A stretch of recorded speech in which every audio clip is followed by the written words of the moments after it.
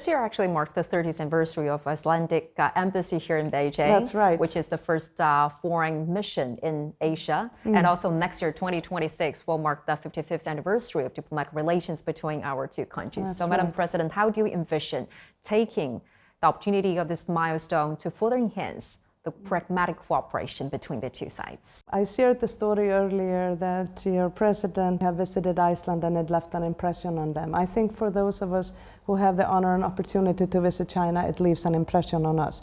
So people-to-people relations should not be underestimated, or tourism to get to know one another. There is power in proximity. But when we have more engagement, when we get to know one another, opportunities rise from that.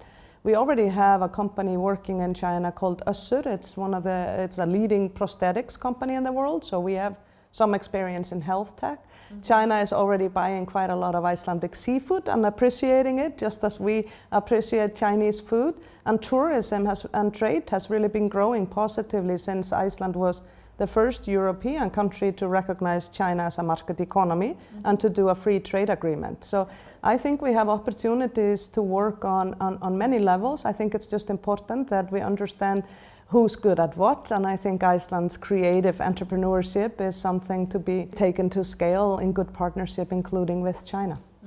And I hope together, a small country and a big country can stand up for a multilateral world where we respect each other's sovereignty, each other's strengths, each other's cultures and history, but are able to find common ground facing those big challenges, because none of the challenges we face now have national boundaries. They require us to close the gender gap, the generational gap, and the global gaps we typically experience. So I think new leadership is about bridging all of those gaps and facing those massive global challenges together, each of us working from our strengths, all of us recognizing that it will take all of us to address this, and no one will go the distance alone.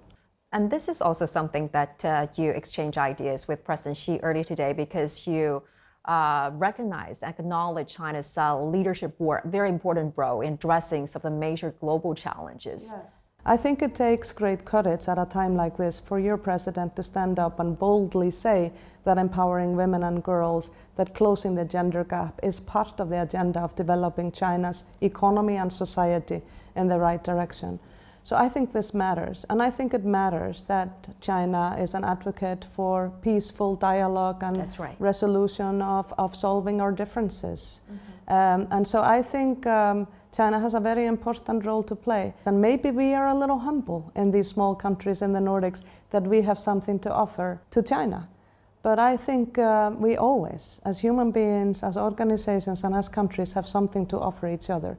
But are we open enough and curious enough to learn from each other probably determines the path we will take as a world. And right now, maybe many of us are shutting our eyes and ears and our borders towards each other. And I really believe that opening our eyes and ears and hearts towards each other is the only way forward for humanity. And I hope that's the path we choose.